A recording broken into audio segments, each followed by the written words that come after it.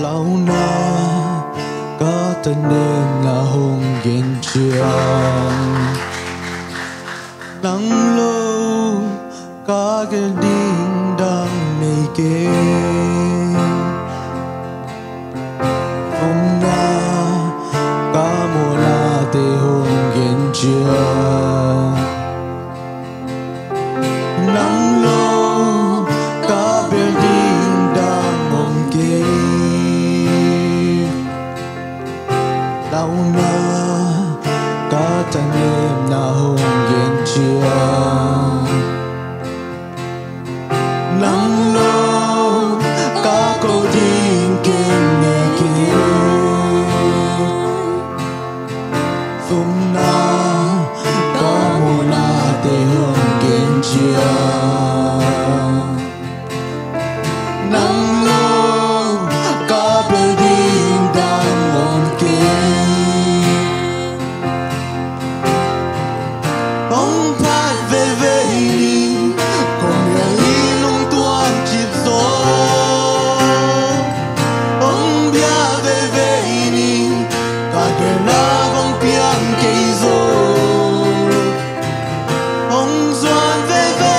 đi đã là huy pinong nóc gió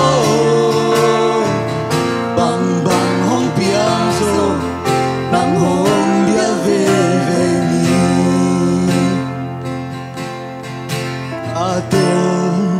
gió lù tu la om gió Giêsu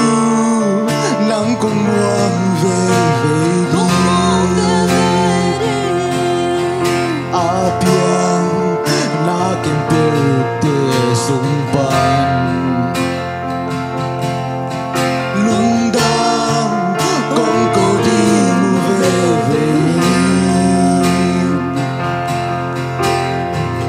ông phải về đi